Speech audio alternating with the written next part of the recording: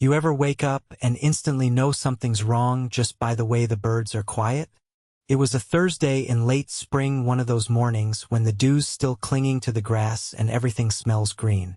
I poured myself a mug of burnt diner coffee and stepped onto my back porch, only to have my stomach drop about 15 feet into the earth. There was a beige Lexus SUV parked dead center in my back field. Not the driveway, not the easement, my field. My private, fenced-in, no trespassing sign hanging, newly seeded for wildflowers field. I blinked, thinking maybe I was still dreaming.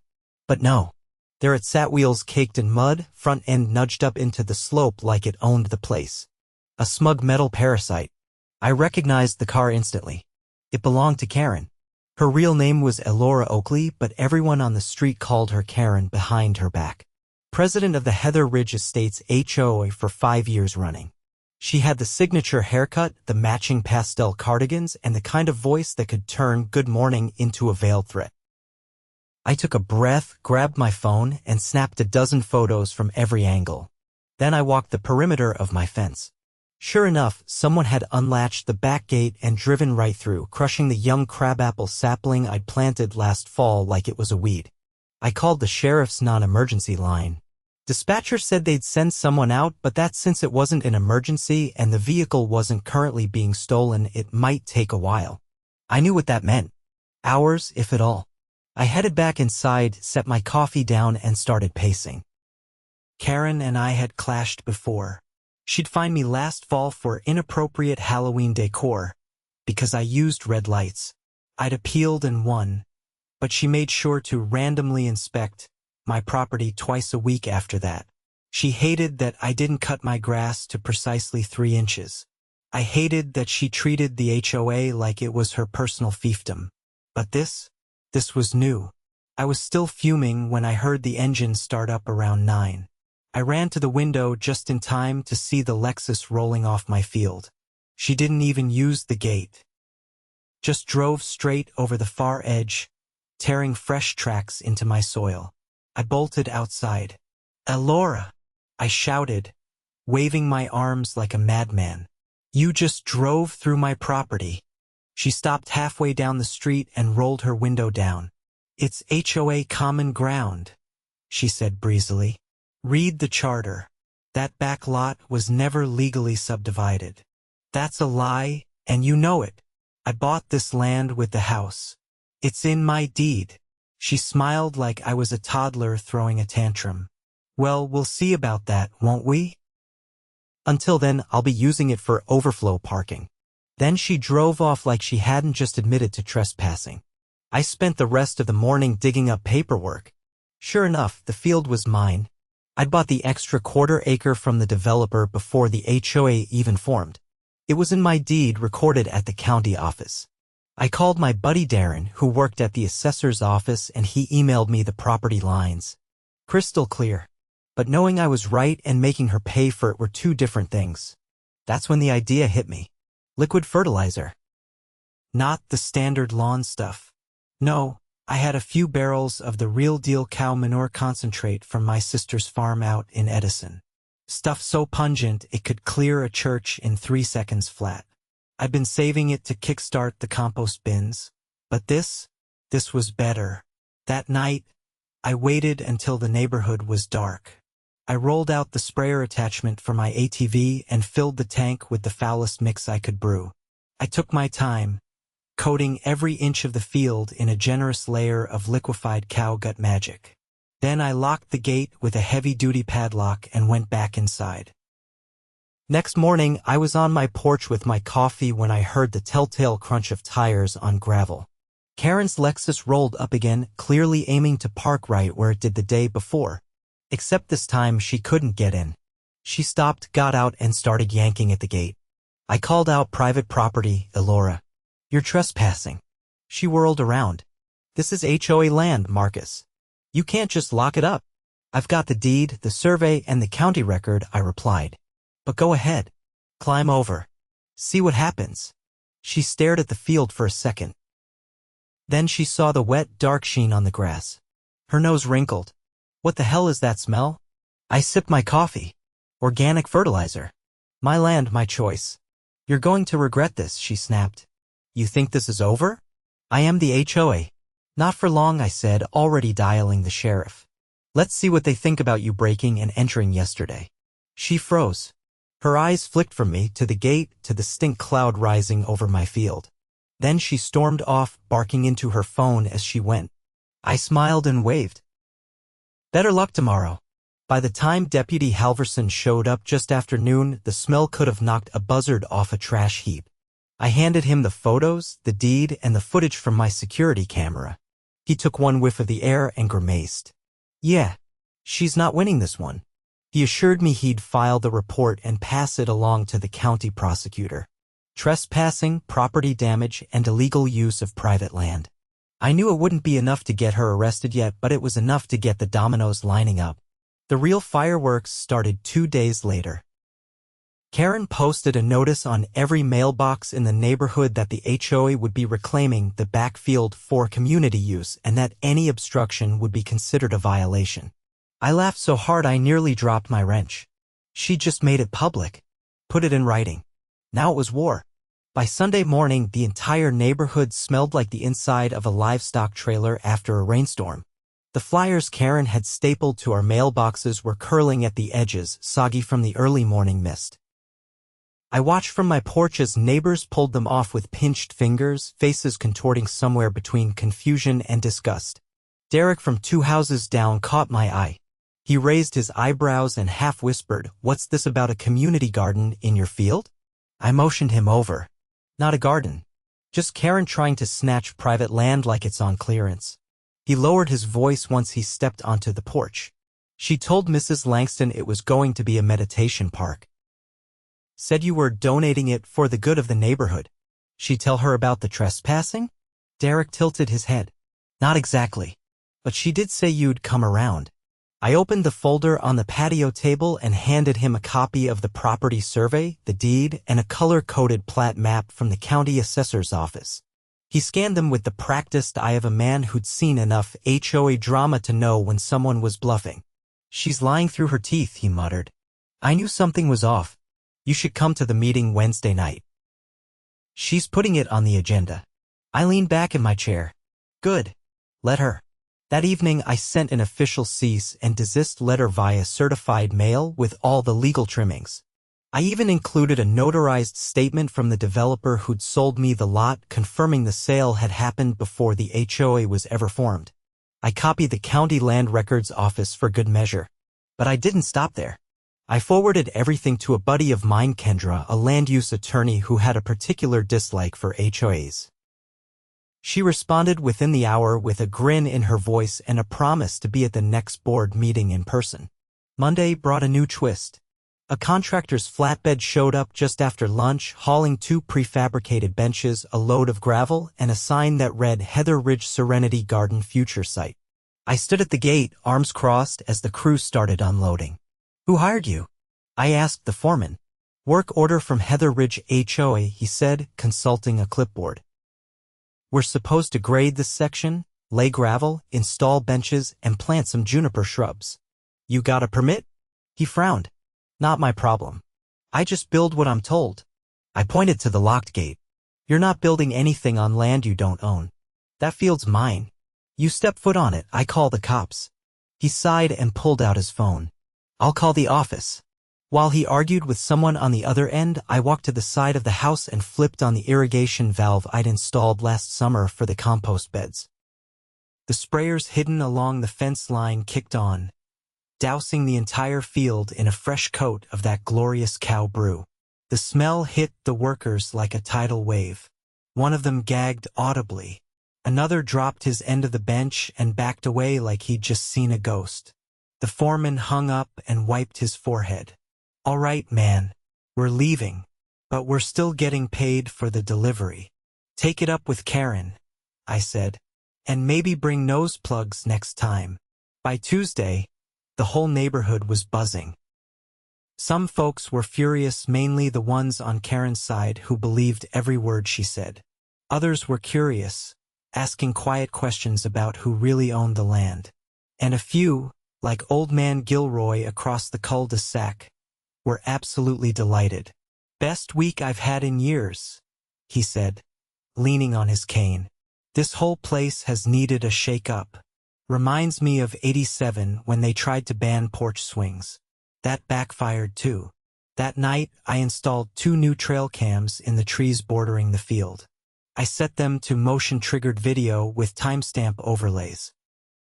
If Karen or her cronies tried anything under cover of darkness, I'd have footage. And I had a feeling they would. At 3:42 in the morning, the first camera caught a figure slipping through the fence. She wore a hoodie, but the Lexus parked at the curb gave her away. Karen crept across the field with a small plastic jug. She knelt, unscrewed the cap, and poured something along the perimeter of the field. Then she stood, looked around, and dashed back to her car. By sunrise, the grass where she'd poured it had turned an unnatural yellow. She dumped herbicide. On private property. In the middle of the night. I downloaded the footage, logged it with a timestamped affidavit, and forwarded everything to Kendra. She responded with a single sentence. "This just became criminal trespass and property damage." I forwarded the same package to the sheriff's office. By noon, Deputy Halverson knocked on her door. I watched from my porch as she answered in full pearls and cardigan regalia, trying to play the innocent act. But the deputy wasn't having it. After a few minutes of back and forth, he handed her a citation and a summons. The look on her face could have soured milk. Wednesday arrived like a thunderhead. The HOA meeting was held in the elementary school cafeteria, a neutral location that somehow made the whole thing feel even more absurd. The folding chairs were half filled with curious residents, the other half with frustrated ones who clearly just wanted to be told what to think. Karen sat at the head of the table, flanked by the other board members Bob, who never spoke above a whisper, and Denise, who once tried to fine a family for having wind chimes. None of them looked particularly confident. I stood at the back with Kendra, who wore a navy blazer and the kind of smile that said she'd done this dance before. As the meeting started, Karen launched into a speech about revitalizing community spaces and leveraging underused land for the collective benefit of Heather Ridge. When she mentioned the field, I raised my hand. She ignored me. "I'd like to address that point," I said, stepping forward. "We're not taking questions yet," she said through gritted teeth. Kendra stepped up beside me. "Actually, you are. My name is Kendra Morales, and I represent Mr. Stinson. He's the legal owner of the parcel you falsely labeled common ground. He possesses a deed verified by the county, and any further attempts to claim it as HOA property constitute fraud." The room went silent. Then murmurs. Curious, uneasy, growing. Bob leaned toward Karen and whispered something. She waved him off. "I have documentation," she said, pulling out a binder. "From the original HOA charter, which was filed after the land was already privately sold," Kendra interrupted. "You cannot retroactively annex property. Furthermore, we have video evidence of your client trespassing and causing damage to private land. Charges have already been filed." Denise leaned back in her chair, visibly distancing herself from Karen. Someone in the crowd asked, "Wait, she was on his property at night?" Kendra nodded.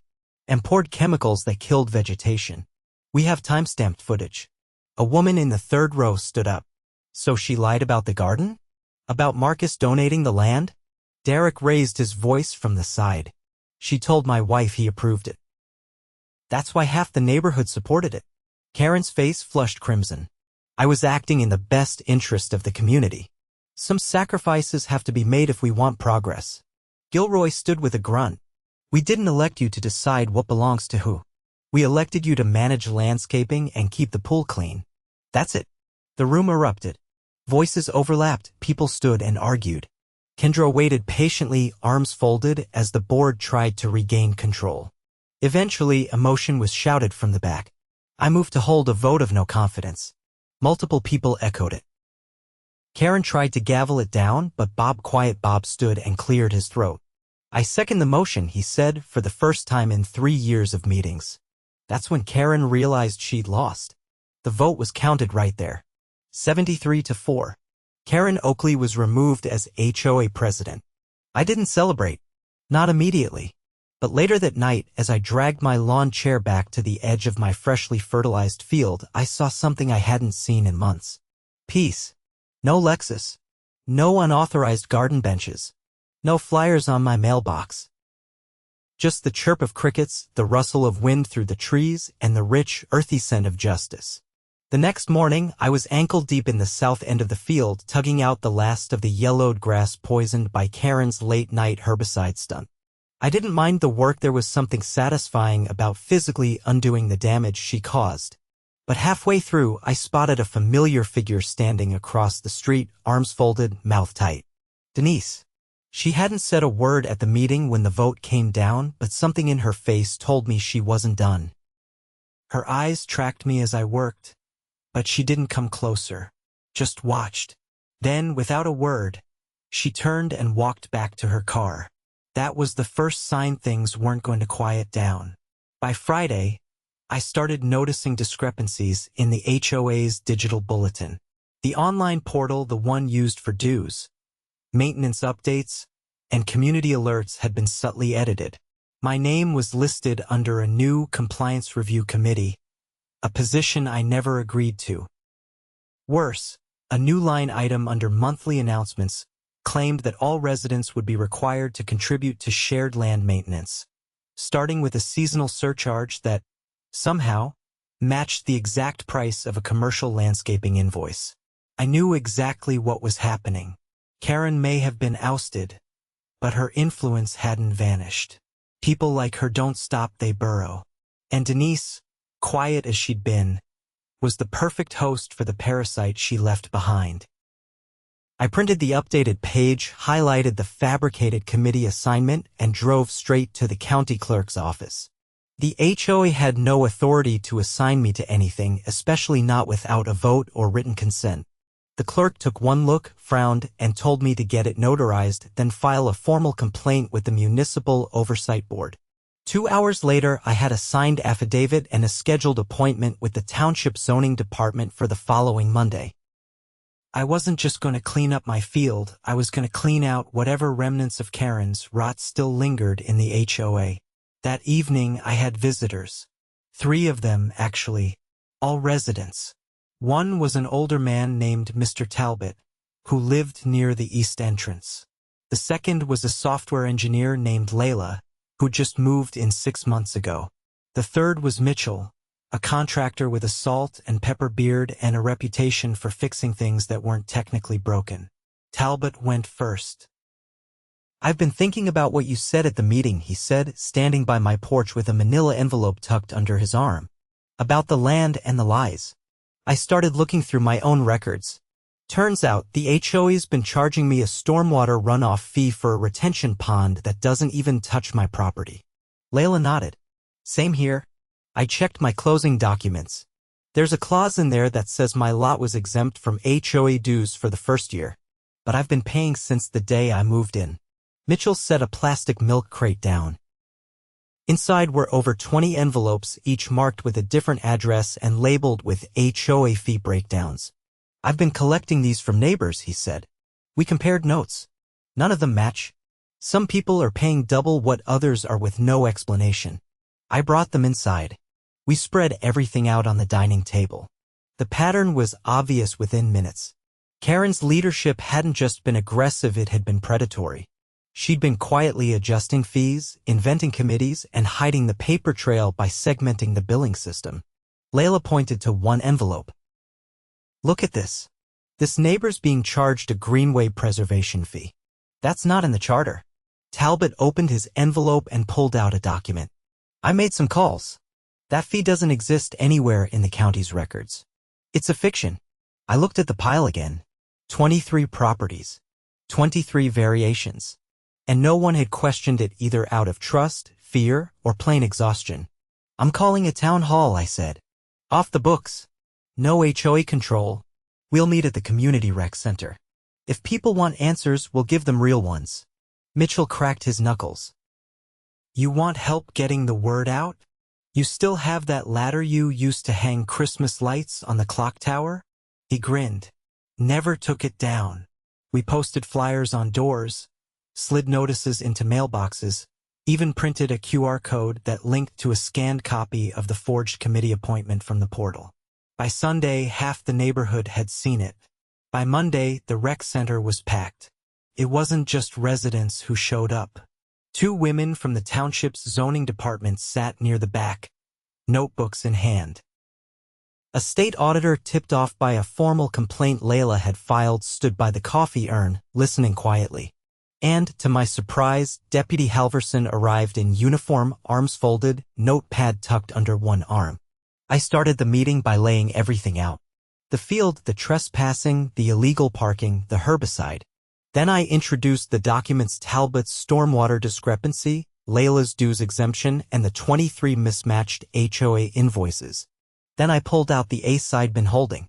I filed a request with the county records office 2 weeks ago, I said, to see if the HOA ever registered their fee structures with the municipal authority. Turns out they didn't, which makes every fee increase over the last 3 years illegal. A ripple of murmurs moved through the crowd. The state auditor stepped forward then, holding up a document of her own. We've conducted a preliminary review. The HOA's financials are missing over $30,000 in expenditures that were never formally approved by a board vote or community ballot. That's grounds for a full forensic audit. Denise, who had been standing in the corner trying not to draw attention to herself, finally spoke. You don't understand, she said, her voice brittle. Karen handled all the accounts. She told us what to approve. We didn't see everything. The auditor didn't blink. That's negligence. You were her treasurer for 2 years. Halverson stepped forward. Based on the evidence presented, including the video of unauthorized chemical dumping and now potential financial misconduct, we're opening a criminal investigation. No one clapped. No one shouted. The silence was heavier than any applause. I looked around the room and saw faces I'd only known as neighbors, people I'd waved to, nodded at, passed by quietly. But now they were allies, witnesses, co-conspirators in a war they hadn't realized they were fighting until the walls cracked open. After the meeting, Talbot approached me again. There's going to be fallout, he said. You know that, right? I'm counting on it, I said. We need to rebuild from the ground up. He nodded. Then you'd better run for the board. I laughed once, short and sharp. I just wanted my field back. You got that, he said. Now get the rest of the neighborhood back too. That night, as I walked the edge of the field, I saw something I hadn't noticed before. The crabapple sapling crushed by Karen's car had a single green shoot pushing up from the side. It wasn't much, but it was alive, and it was coming back, just like we were. The forensic audit results came faster than I expected. 2 weeks after the town hall, I stood in a windowless municipal office, fluorescent lights humming overhead, listening as the state auditor walked a thin line between professional detachment and visible disgust. She slid a stapled packet across the desk toward me. There are 6 separate expenditures labeled community beautification that were deposited into what appears to be a personal checking account. Whose? I asked, though I already knew the answer. Alora Oakley. The account was under her name. The routing number matches one she used to pay her HOA board fees from last year. The auditor's eyes flicked up to mine. It wasn't just a few $100s. We're talking over $20,000. And that's just what we've confirmed so far. I leaned back in the chair, forcing my hands to stay flat on the table. What happens next? It's already happening, she said. We've referred the case to the district attorney. The sheriff's department has a warrant for her financial records. And the IRS has been notified. If the funds were used for personal expenses and it looks like they were, she's looking at felony embezzlement. It should have felt like vindication. Instead, it felt like standing in the eye of a storm that hadn't finished spinning. By the time I got home, 3 police cruisers were parked on the cul-de-sac outside Karen's 2-story colonial. Officers were inside collecting evidence. A few neighbors lingered on the sidewalks, whispering in low tones. Mrs. Langston held her Pomeranian like it was a life vest. I didn't linger. I had work to do. The HOA board was in shambles. After Karen's removal, Denise had quietly resigned. Bob, mild-mannered and deeply overwhelmed, had called me 2 days earlier to say he was stepping down too. That left the HOA with exactly 0 acting members and no one steering the ship. Except there was a meeting scheduled for the following Thursday, and the agenda had already been printed by the interim manager hired by the township. It included one item: reorganization vote. I hadn't planned to run, but the more I thought about it, the more I realized that doing nothing meant letting someone else fill the void. And voids had a way of attracting people who liked power more than responsibility. So I threw my name in, not out of ambition but necessity. Thursday arrived fast. The rec center was packed again, only this time there was no head table, no smug president with pre-typed speeches. Just a folding card table, a microphone on a wheeled stand, and a line of chairs facing the crowd.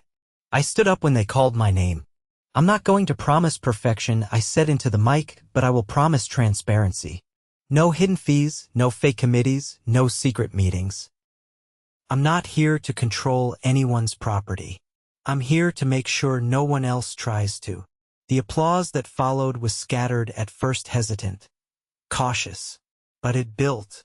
And when the votes were counted 30 minutes later, I was elected president of the board with 87% approval. The next 3 weeks were a blur. I spent my nights reviewing old records, scanning contracts, and working with the township's oversight liaison to rebuild the HOA from the inside out. We revoked every unauthorized fee from the last 3 years. We restructured the billing system to match municipal standards. We even launched a volunteer review committee made up entirely of residents who now had access to every financial statement in real time. But as satisfying as the reforms were, the real closure came when the court date was set. Karen's arraignment was scheduled for a Friday morning in the county courthouse. I didn't have to attend, I wasn't called as a direct witness, but I went anyway. She sat at the defense table in a gray blazer that looked borrowed, her hair drawn back in a tight bun. Gone was the pastel armor, the pearl accessories, the air of superiority. She looked smaller somehow. Not humbled, just cornered. The assistant district attorney laid it out plainly. 6 counts of embezzlement, 2 of wire fraud, and 1 of criminal misrepresentation of a community organization. The judge read the charges out loud, voice steady, and asked for a plea. Karen said nothing at first. Her attorney leaned in, whispering something. Then she uttered the word, guilty. No theatrics, no denial, just a quiet, defeated admission. She was taken into custody immediately. The judge denied bail, citing the misappropriation of community funds and risk of flight. Her trial would come later, but for now, she was out of the neighborhood and out of power. When I stepped back outside, the air felt clearer. That weekend, I hosted what we called the Backfield Revival. Nothing fancy. Just a few long tables, a rented grill, and enough folding chairs for anyone who wanted to sit. I mowed a walking path through the field, keeping the wildflowers intact, and set up a chalkboard sign that read, "Welcome to your land." Neighbors came in waves. Some brought lemonade. Others brought old lawn games. Kids ran between the trees while adults swapped stories. No one mentioned bylaws or fees. No one posted rules or measured grass height. You know, Layla said as she handed me a paper plate with a burger on it, this might be the first time this place has felt like a neighborhood. That was the goal, I said, taking it. Gilroy wandered over next. Still got that fertilizer barrel? Retired it, I said. It served its purpose. He nodded. Shame. I was going to suggest we bottle it as a deterrent. Call it Karen Be Gone. I laughed. Don't tempt me. By sunset, the field was glowing gold and the air was filled with music from someone's portable speaker. No one tried to give orders. No one tried to take credit. We were just neighbors, equal, present, and finally free of the shadow that had loomed over us for far too long. As I packed up the last of the chairs, Derek approached with a clipboard. Petition, he said, to rename the field. It's got 24 signatures already. I raised an eyebrow. And what are they calling it? Stinson Meadow. I shook my head. That's not necessary. Exactly, he said. That's why we're doing it. I never wanted recognition. I just wanted my land back. But what we got instead was something bigger. We got our community back. Not by fighting each other, but by standing up to the people who thought they could rule us by fear, by deception, by entitlement. Karen parked on my field. I drenched it in fertilizer. And somehow, out of all that mess, something real grew. Not just wildflowers, not just new rules, but roots. And this time they belonged to all of us.